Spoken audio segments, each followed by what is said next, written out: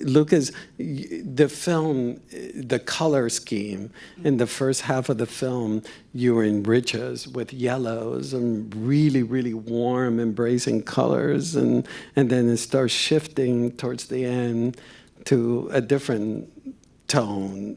Can you tell us about that choice? And you look surprised that I'm asking you that. No, I'm not surprised.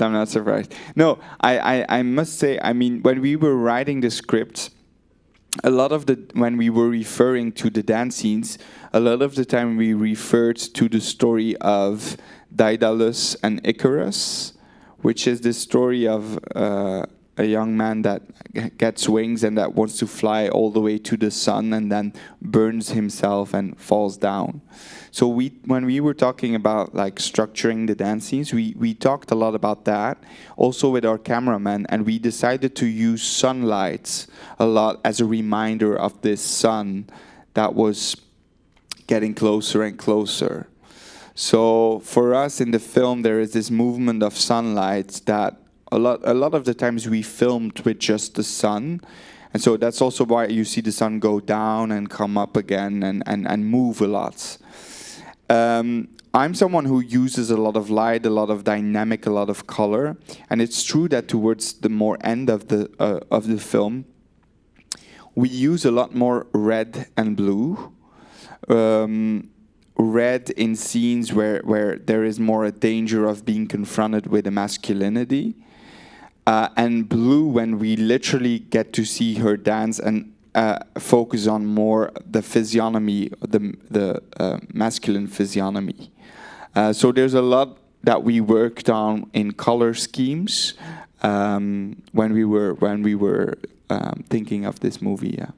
And then also you keep it very tightly framed. There's a lot of close-ups. There's a lot of intimacy throughout the whole film. Yeah, you know what? That was actually, in the beginning, it was not intended. The thing is, so we did a lot of choreography rehearsals, and I brought my cameraman in very early because we wanted to really test what kind of image we were going to use. And in the beginning, I communicated to him, we really have to see the full body because the full body is the big conflict in this film.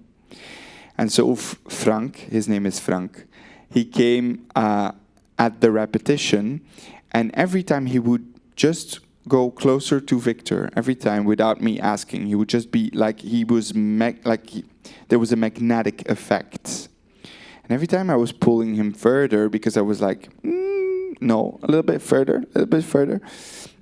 And then after that repetition, he was just this is the Flemish Natalie Portman. This is the Flemish Natalie Portman. We have to use that. We have to focus on that face. We have to stay on that face because it's true that Victor's face really was translating every little thing that was happening with never being overdoing it, really being very subtle. And next to that, I discovered watching a lot of those rehearsals and those camera that it gave us a sort of nearly too close, too intimate feeling, which I kind of liked.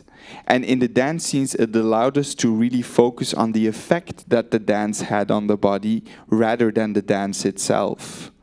And so all of those things together, I found that they really matched the content of the film. So, yeah, then we chose that. And Victor, what is it that you would want people to get out of watching this film? What message would you want people to get out of it?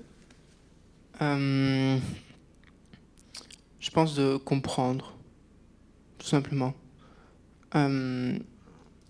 Ou bien des gens qui sont pas assez ou pas encore assez ouverts, et donc de comprendre la difficulté que c'est, ou bien des gens qui ont peur de se montrer tels qu'ils veulent être, veulent devenir.